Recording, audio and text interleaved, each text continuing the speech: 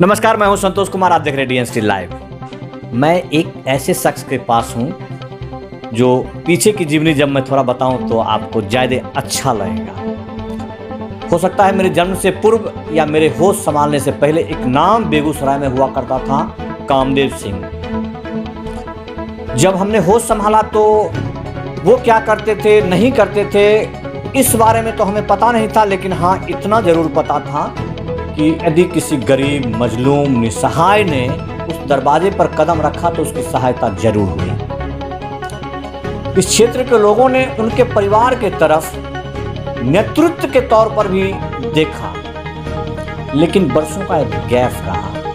ये मटिहानी विधानसभा क्षेत्र यूं कहें तो एक प्रकार से कुरुक्षेत्र का मैदान बना रहा। बहुत सारे नरसंहार हुए, लेकिन यहाँ जो राजनीतिक पटल हुआ वो अमोघ किले के रूप में प्रयोग किया गया। जो आए वो यहीं के होके रह गए। प्रमोद बाबू जीते तो 2 बार जीत गए, और राजन जी जीते तो कंटिन्यू 3 बार जीते। वर्तमान हमारे विधायक जी हैं, वो भी 3 बार 4 बार जीत चुके हैं, और 2000 से लेकर 15 तक का भी अभी वर्तमान में 20 हो जाएगा, लेकिन उनको कोई हिला नहीं पाया। लेकिन परिवर्तन संसार का नियम है।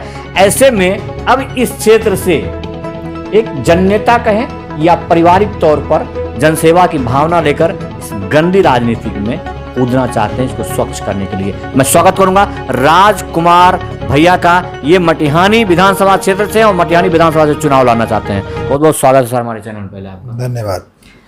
आप महागठबंधन के लगभग, मुझे लगता है कि आज के कार्यक्रम के अनुसार, जैसे चुनाव प्रभारी आपके आए और जो हुआ उसके अंदर कन्फर्म है कि आप महागठबंधन के उम्मीदवार होंगे? मैं ये नहीं कह सकता हूँ, ये तो नेतृत्व को तय करना है कि उनको उम्मीदवार किसको बनाना है। लेकिन नेतृत्व के बड़े नेता तो मैं अभी देख के आया हूँ, उनके साथ में खड़े रहने का तो सबको हो सकता है। जिस वक्त आपने देखा वो मेरा सौभाग्य था कि सर, सौभाग्य जनता जिसके साथ खड़ा, साथ खड़े रहने से तो लोग बहुत दूर तक जाते हैं। नहीं, ठीक है, लेकिन देखिए अभी तो पहली लड़ाई है मटिहानी में कि महागठबंधन से कांग्रेस को सीट मिले, जहां कांग्रेस का बहुत बड़ा जनाधार है। उसके बाद उम्मीदवारी की बात होगी। सर, मटिहानी में ऐसा लग रहा है कि जनता से या जनता को किसी से लड़ने की नहीं, वहाँ एक सहयोग की आवश्यकता है। मटिहानी विधानसभा से ऐतिहासिक विधानसभा क्षेत्र है, फिर भी वहाँ आज तक ना कोई यूनिवर्सिटी खुल पाया, ना कोई फैक्ट्री लग पाई। ऐसे में आपका पैतृक पारिवारिक बैकग्राउंड बहुत मजबूत है। लोग एक आशा से देखे, पहले भी देखे आपके नाम के हिसाब से कि ऐसे परिवार से कोई आता है तो, क्योंकि आपको अपने लिए कुछ नहीं सोचना है। तो ऐसे में क्या लगता है, क्या क्या उत्थान करना चाहेंगे आप? देखिए, मटिहानी में आज तक जितने भी प्रतिनिधि रहे, उनका विकास क्या होता है इस चीज़ से कभी वास्ता नहीं रहा, और विकास के नाम पे उन्होंने कभी वोट मांगा भी नहीं। कभी किसी का गढ़ हटाना है, कभी किसी का गढ़ हटाना है, इस नाम पे चुनाव लड़ा गया। लोगों को झांसा दिया गया कि मेरे आने से ये परिवर्तन हो जाएगा, ये विकास हो जाएगा, शिक्षा अच्छी हो जाएगी, स्वास्थ्य अच्छा हो जाएगा, सड़कें अच्छी हो जाएंगी, लेकिन ऐसा कुछ हुआ नहीं। मेरा राजनीति में आने का एकमात्र मकसद है, आपने जैसा कि कहा कि इस गंदी राजनीति में आपको आने की क्या ज़रूरत पड़ गई। देखिए, एक हर जिम्मेवार नागरिक का इस संविधान में अगर आप विश्वास रखते हैं और उसके प्रति श्रद्धा रखते हैं तो आपकी राजनीतिक जिम्मेदारी बनती है। अगर आप अपने आसपास देखते हैं कि जो प्रतिनिधि हैं वो जन आकांक्षाओं की पूर्ति नहीं कर रहे हैं, वो संविधान का मजाक उड़ा रहे हैं, उनके दिए गए महत्वपूर्ण मत का, उसकी दुर्गति पूरे 5 साल तक करते हैं, और फिर उसके बाद पुनः उनसे झूठे वादे करके वोट मांगते हैं। मैं भी इस परिवेश से छूता नहीं हूँ, उसका भुगतान मुझे भी करना पड़ता है। मैं व्यवसाय कर रहा हूँ, लेकिन अगर आसपास का माहौल आपका ख़राब रहेगा तो आप ढंग से व्यवसाय नहीं कर पाएंगे। आज क्या है बेगूसराय में? आज बेगूसराय में अपराध का इतना ज़्यादा बोलबाला है, कोई भी आदमी, आम आदमी, नागरिक घर से बाहर निकलने के लिए डरता है। आम व्यवसायी अपना व्यवसाय करने से डरता है। तो ये सब क्यों है? ये जनप्रतिनिधि की कमी, ये जनप्रतिनिधि का चरित्र इस टाइप का है यहाँ पे। आज तक कि अपराध में इतना ज़्यादा इजाफा हुआ है।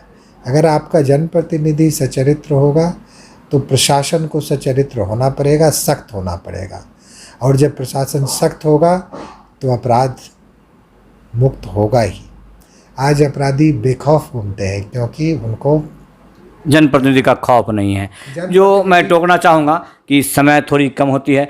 वर्तमान में आप ने विस्थापितता का दर्द को भी देखा है, क्योंकि जो आपका विधानसभा क्षेत्र है वो गंगा का आंगन है, दोनों तरफ आपका विधानसभा क्षेत्र है, लोग बड़े त्रस्त होते हैं। वर्तमान में एक यहाँ के लोगों को एक दिल पे बड़ा सुकून मिला के लगा के एक पुल बनने वाला है। मुझे लग रहा है कि शायद आप अपनी भाषा में बताएं वो क्या चुनावी स्टंट था, या आपको आते ही सबसे पहले लोगों के लिए इसके लिए लड़ना होगा, क्योंकि जो दोनों तरफ हमारे भाई हैं दोनों इस दर्द को झेल रहे हैं। यदि वो पुल के माध्यम से मिले तो शायद उत्थान होगा, और ये अब इस पर कुछ दिख नहीं रहा है। घोषणा तो बहुत बड़े नेता के द्वारा हुआ लेकिन कुछ मिला नहीं। क्या लग रहा है आपको? देखिए, इस दंश को मैंने खुद भी झेला। वाकई मैं घर देखा हूँ। आप नया गांव का रहने वाला हूँ मैं जी, और नया गांव आज 90% से अधिक गंगा की गोद में। लोग विस्थापित हुए और आज तक कमोबेश लोगों ने अपने स्तर से जो कर पाए विगत 15-20 सालों में, मुझे लगता है 92 में कटा हुआ था जी हमारे यहाँ। 92 से आज 28 साल हो गया। 28 साल में सरकार की तरफ से या जनप्रतिनिधि की ओर से किसी प्रकार का प्रयास नहीं किया विस्थापितों के पुनर्वास की। लोगों ने अपने अपने स्तर से जिनकी हैसियत थी वो अपना घर बना लिए धीरे धीरे। लेकिन आज भी बहुत लोग हैं, आप देखते होंगे, जो बांध पर विस्थापित, उनके पुनर्वास की कोई व्यवस्था नहीं हो पाई। कमी उसमें कुछ प्रशासनिक भी रही, और प्रशासनिक इसलिए रही क्योंकि मैं फिर कहूँगा जनप्रतिनिधि संवेदनशील नहीं था, आँख मूंद के काम किया। अगर विस्थापित कोई एक पर्टिकुलर गांव का है, मैं उदाहरण के तौर पे कहता हूँ, अगर विस्थापित नया गांव का है और उसको आपको किसी अन्य गांव में जाके उसको बसाने का प्रयास करेंगे तो वो नहीं जाना चाहेगा। यही होता आया है। किसी प्रकार का चूँकि रोड मैप उनके पास नहीं था, प्लानिंग नहीं था, इसलिए ये हो नहीं पाया। रही बात अब पुल की, सामो से और मुख्यालय को जोड़ने वाले पुल की बात है, ये तो मैं भी सुनते आ रहा हूँ जब से देख रहा हूँ विगत 15-20 सालों से। 15 सालों से ही पुल बनाने की बात नहीं। फिलहाल राकेश सिन्हा जी के द्वारा घोषणा हो, ये हर चुनाव के टाइम पे पहले विधायक जी करते थे, अब राकेश सिन्हा जी करने लगे हैं। ये चुनाव के टाइम पे की हुई सारी घोषणाएं, सारे शिलान्यास, मेरा मानना है वो सारे फर्जी होते हैं।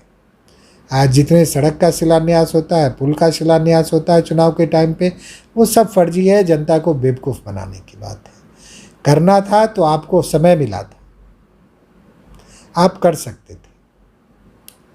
तो ये फर्जी चीज़ें हैं। अगर मुझे मौका मिला, मुझे जिम्मेदारी लोगों ने दिया, आशीर्वाद दिया, तो चूँकि मैं इस दंश को झेलता आया हूँ तो मैं इस ओर ज़रूर सार्थक प्रयास करूँगा और धरातल पर दिखेगा।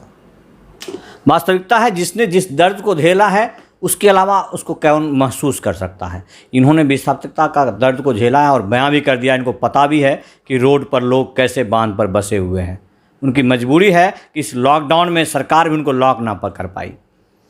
यदि ऐसे जननेता मैदान में होते हैं तो वास्तविक में ऐसा लग रहा है कि मटिहानी विधानसभा में किसी को टक्कर ही नहीं, वास्तविक टक्कर मिलेगा। बहुत बहुत धन्यवाद आपका।